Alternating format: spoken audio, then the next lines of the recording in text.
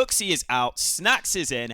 Everyone who is an expert seems to think this is a bad move. Everyone who's a pundit seems to be saying this is a bad move.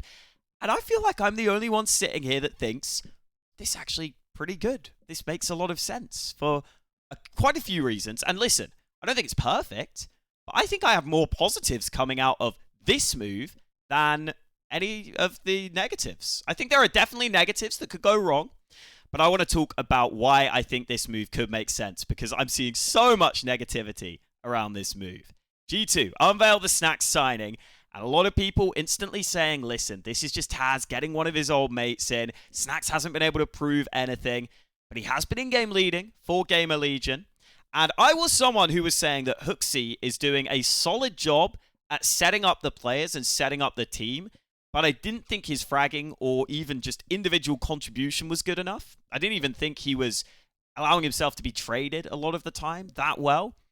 And I also think the other thing with Hooksy is I don't actually think his mid-round calls were that good. And that is what I would be looking for on this G2 team.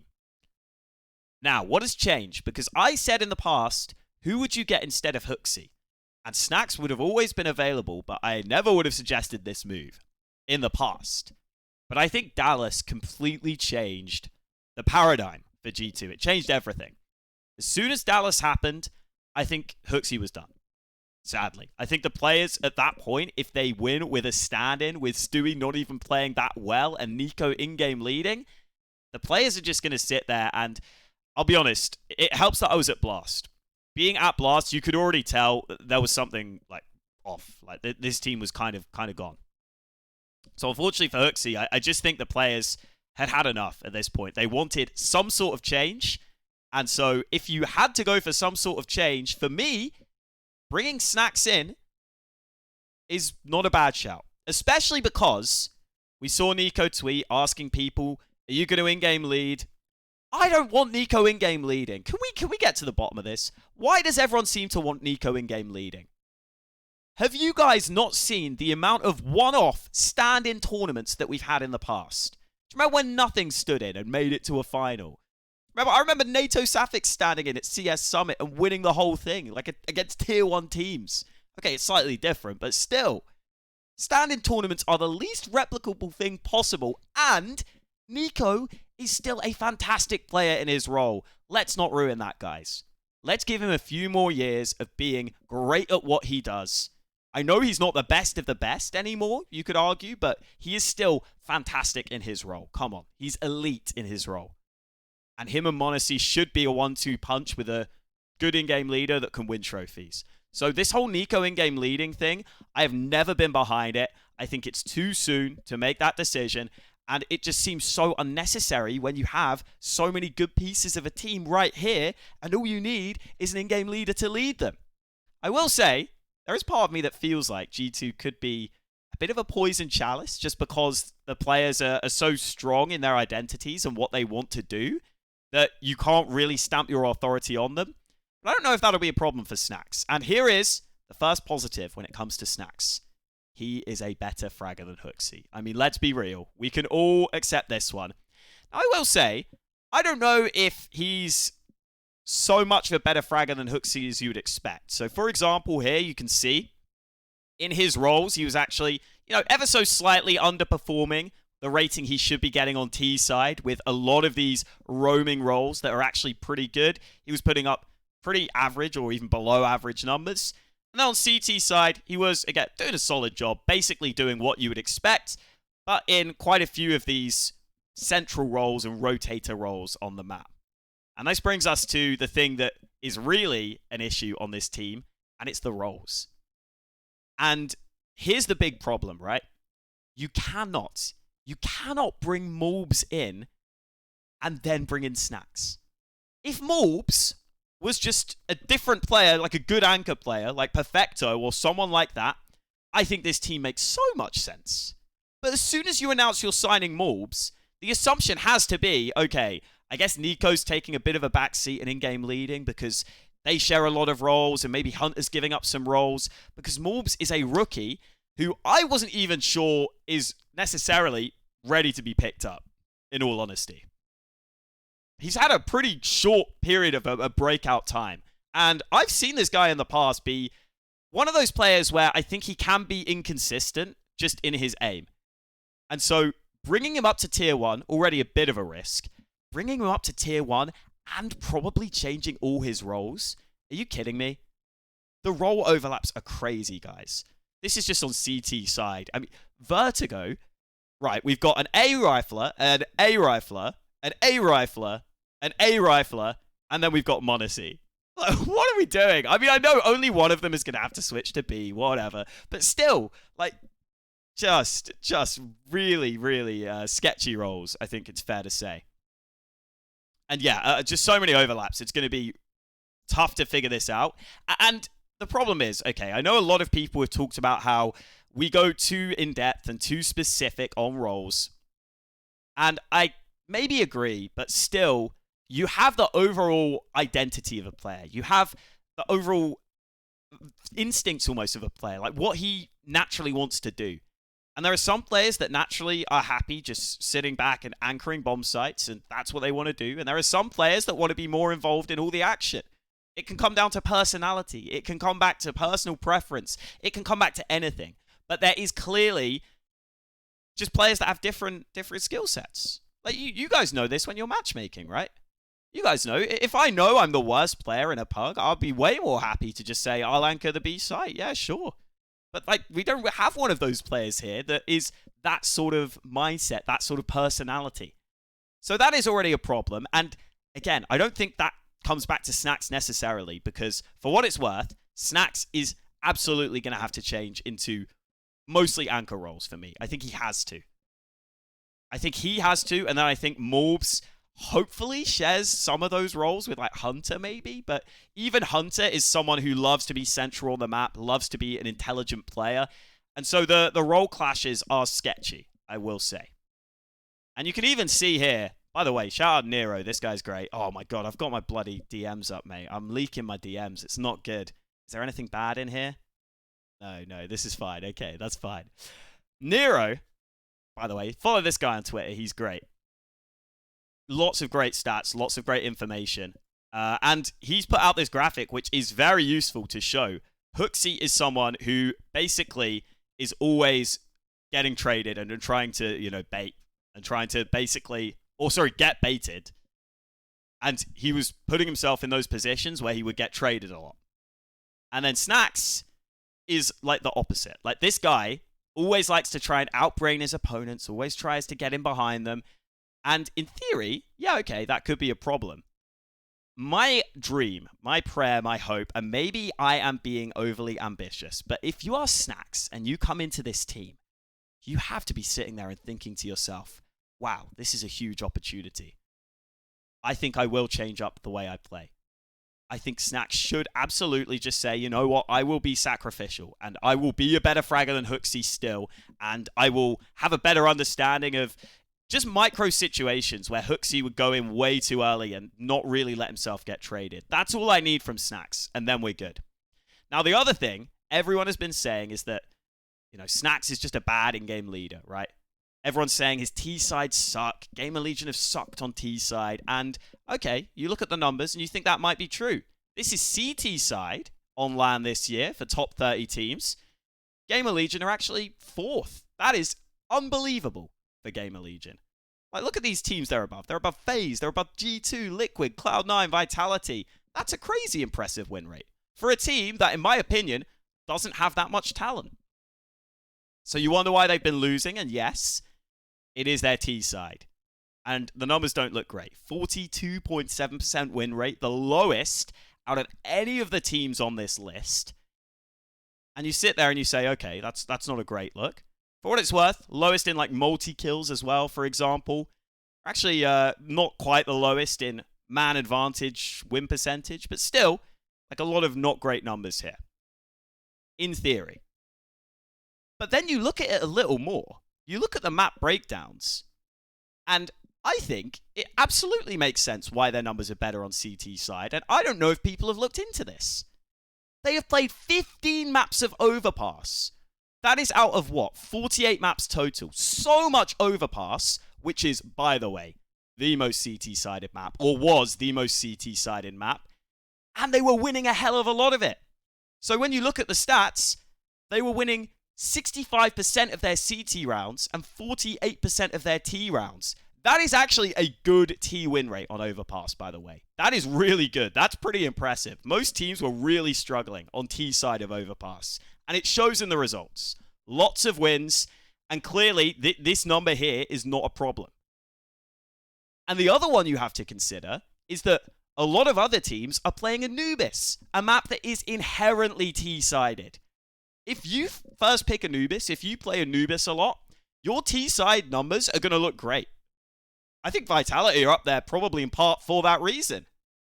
Because if you play Anubis, it's a T-sided map. It's like one of the only T-sided maps we've ever had.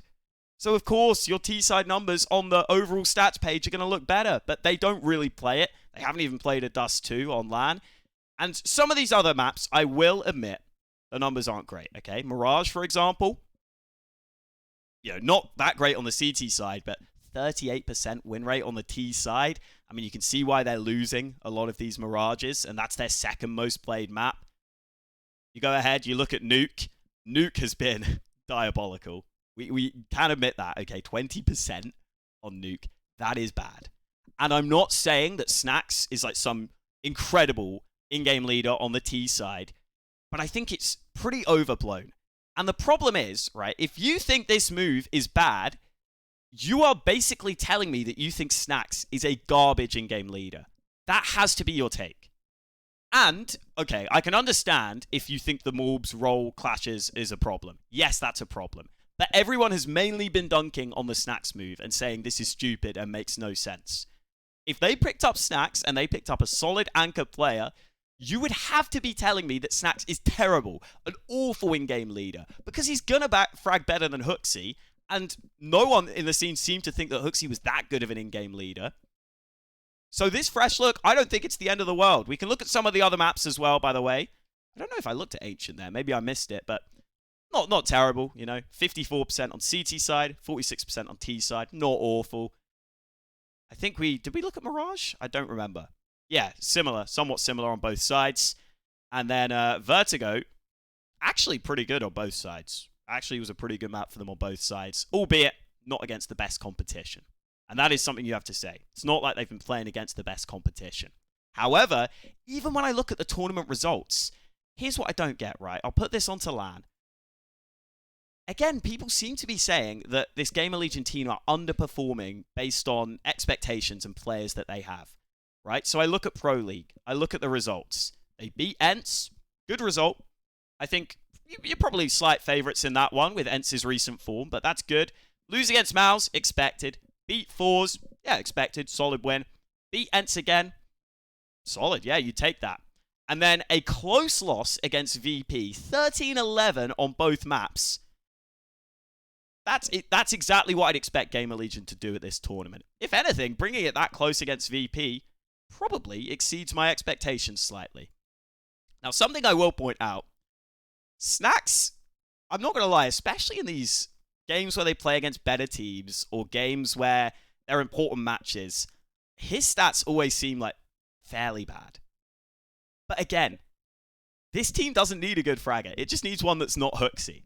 And G2 could be an insane CT team. Can we talk about that? Okay, even if you think they're going to be terrible on T side, if the roles can get figured out, which I know is a big if, this team could have crazy CT firepower. And I also think giving in-game leaders zero credit for CT side and saying that the only thing they do is get your T side win rate up seems a bit ridiculous to me.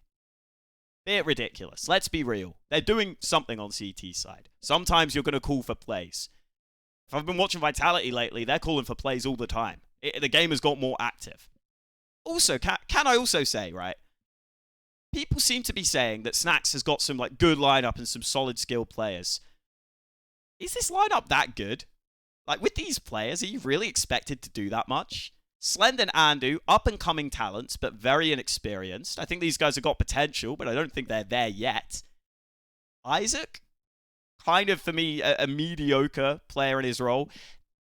He's probably a bit better than I'm giving him credit for. As a supportive element, I think he's pretty good. He always confuses me as a player because I watch him play and he looks like he's about to get caught out and then he somehow makes plays happen and gets multi-kills. So I've got to say, in terms of output, Isaac's pretty solid. And then Volt, for me, very inconsistent as a sort of star player. And this team doesn't really have a star rifler. And this is the other thing, okay? In-game leading for a team like this, I do think is very different to in-game leading G2. In-game leading a team like this, these players might not have all their own ideas. They're probably not that defined in how they want to play or what they can bring to the team. They're probably not that confident to come in and say, I want to do this. Let's do that. G2 have those players in spades. I think that's going to help so much. I think it's completely different in-game leading a top team.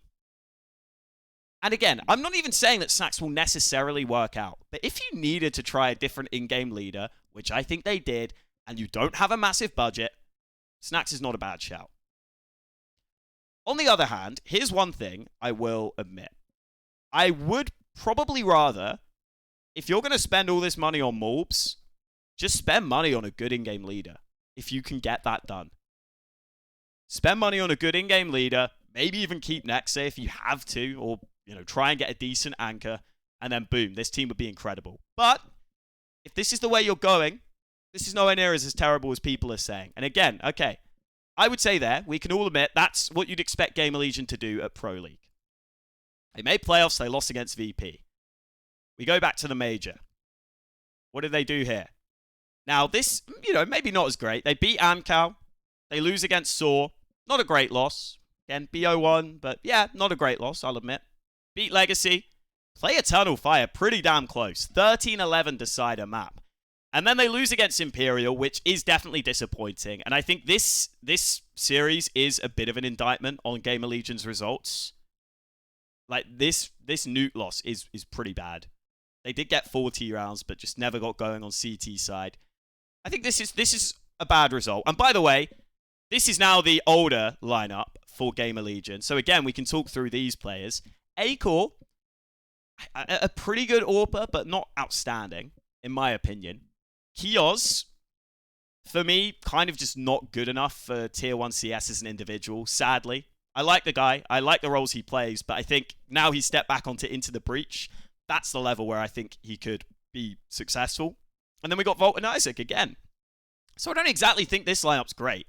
This is the sort of lineup that if everything goes right for them, they might get on the verge of playoffs. But you wouldn't even expect them to make playoffs most of the time. Let's be real. Like this is a lineup for me that's maybe 20th in the world, 15th in the world. I mean, that's about where they're ranked. Maybe they'll cause an upset, but you wouldn't expect them to do much more than that.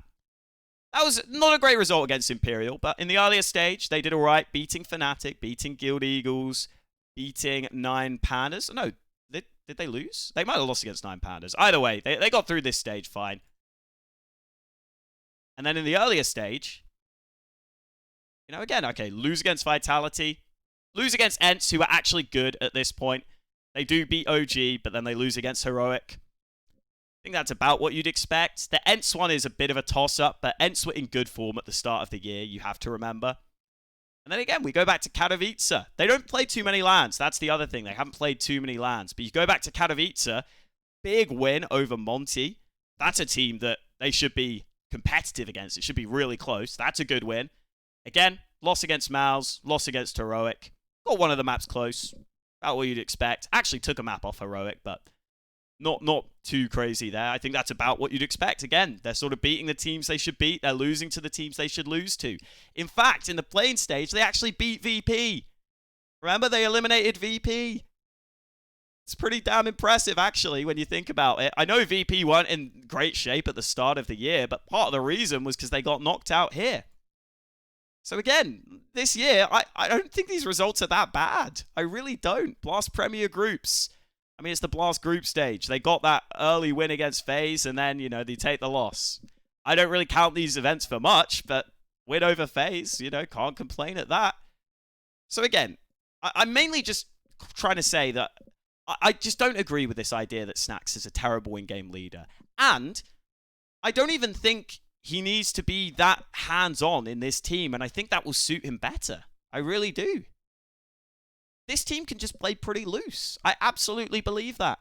And as long as they can have a little bit of direction from Snax and Nico, secondary calling, and coming with some ideas from the other players every now and then, yeah, that's all this team needs.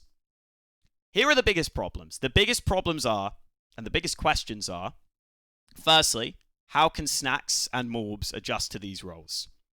Because Snax has always been a very active player, always wants to outthink and outbrain his opponent. I really pray that Snax realizes this is a golden opportunity to get back to the top of Counter-Strike, and you should not play this roamy style. You should leave that to the people that are better at it, and you should just try and anchor. And I know he won't love it, and I know he'll take a hit to his game, but I still think if Snax is the player I think he is, and he likes to try and outbrain his opponents, here's what Taz needs to do as the coach. He needs to convince Snax that he can outbrain his opponents by being ready for the execute, by being ahead of them. As that B-site Mirage aggressive play comes in and all the flashes are coming at you, give Snax an idea where he can drop a smoke and get a cheeky kill around it. If you can get that into Snax's brain, that can absolutely work, at least in my mind. I do think the malbs one is scary. The malbs one is scary. It's just going to go badly, let's be real. And I feel bad for the guy, because he's going to get shafted on rolls. We can actually see already, especially on CT side. On T side, he'll play aggressive as hell. Nico will follow him up. That's already terrifying. That's already great. That's already a great battering ram to have on a T side. And again, kind of means that, you know, as long as they get a few T rounds off the back of that, I think they could be in good shape. Because in theory, you look at the name value and the players and the individual ability, and you would expect their CT side could be unreal as long as they can adjust to the roles. And that is the big thing. And again, I would not mind the Snax pickup. If they picked him up with an anchor, it would be great. But everyone is just dunking on the Snax pickup, and I don't think that makes sense. The malbs pickup is the worst pickup because of the role overlap. You're going to screw this guy over. He's not going to be able to play the new roles. You've picked him up for one thing, you're making him do another. Listen here on this interview. Be changing the most for me is going to be CT side, because I'm going to be playing like these big side. I'm going to be the big side anchor technically, so like a Mirage. I'm going to be the big site anchor, a Mirage. That's not what you signed this guy for. That's not the performances he was putting up on the previous team you got him from, M80. He wasn't doing that. It doesn't make sense. Make it make sense. He was playing all the connector positions, all the, you know, positions where you can be really active. Now he's not going to be able to do that. So that is frustrating. But overall, I still think this move makes sense. Yes, it makes sense. I think the players wanted to try a different in-game leader. Out of the ones available, Snax isn't a terrible choice, in my opinion. And people will come back and say, well, just watch GamerLegion play. They didn't look that good. I think they looked, like, okay, considering where they were at. I think they looked okay. Honestly, like, I didn't love the look of their T side, but I don't love the look of quite a few teams' T side, and you know, they can still get results. And let's be real, the talent on this team is incredible. Now, the big question, okay, at the end of this video, do I actually think they will be better than the prior lineup of G2? It's so tough. It's so tough because I think the previous G2 lineup had a very stable level they were always going to be at. And then occasionally, they were able to break through and just have these great individual performances and win tournaments. And that's where they were always at. And that's why that Dallas result changed nothing in my mind about G2. I figured they were still the exact same team where when everything clicks... I tried to click, it didn't work. There you go. When everything clicks, they can win tournaments. And it just so happened they won the one where Hooksy wasn't there. And so the players sit there and say, we need to change, because what on earth is Hooksy doing if you're winning tournaments without him? That's what they're thinking.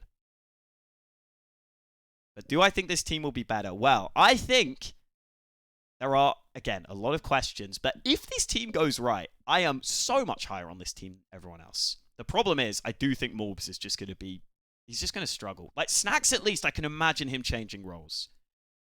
Right? If he actually wanted to. You've got to get it in his brain that he needs to actually succeed on this team. But if you were able to put that implant into his brain and tell him, Snax, you need to anchor. Snax, you need to just basically play a bunch of the bad roles for the team, then I think it could work. With Snax at least. But malbs, this guy has had everything set up for him his entire career, right? He's been able to be a standout on M80. And now, not only is he stepping up a level in terms of competition, but also you're making him play some of the most specialized and hardest roles by switching him to anchor. Roles that are mainly meant for experienced players. So I think the peak of this team, and listen, the other thing is, I think Hunter might take some of those roles, which I would appreciate. I think he should as the veteran of the team, as one of the more veteran players to malbs. I think the peak of this team is definitely higher than Hooksey's G2 team. I think I could see them making deep runs, but I think overall I have them at a pretty similar level. They could either just be better or worse, right? If this is Hooksey's G2, a solid middle line, they could be up here, they could be down here. And I think they'll fluctuate a lot just depending on how it goes. And to be honest, that was kind of what old G2 were like, fluctuating a lot, but that's what I believe. Overall, I just don't think Snax is anywhere near as bad of an in-game leader as everyone else seems to. I can't get that out of my head. Because again, remember, if you think that this team is going to be, Snax is just terrible, then it has to be because Snax is a terrible in-game leader. He's going to improve the fragging. I think he understands more in terms of how to position himself in the game. It's either going to have to be because Snax won't sacrifice and the roles don't make sense, which I agree with. But why is it? I don't understand why everyone's saying Snax is a terrible in-game leader. And maybe I'll be proven wrong. But I think it's just a narrative that's been thrown around without enough proof to me. I don't think he's a terrible in-game leader. When I've watched them play, I don't think their T-side's great. It's probably below average, but with the players they had, I thought that's, a slightly below average T-side. Whatever. I don't think they had some amazing talent on that team. Anyway, enough of me rambling. Enough of me ranting. 27 minutes I've tried to defend this move. Overall, I have no idea where it's going to end up. I think the roles, I wish they picked up an anchor because then I would put my balls on the line and say it. But I think malbs is going to be pretty bad and that might screw them. Anyway, those are my thoughts. Thank you guys for watching and I'll catch you next time. The season's back soon, baby.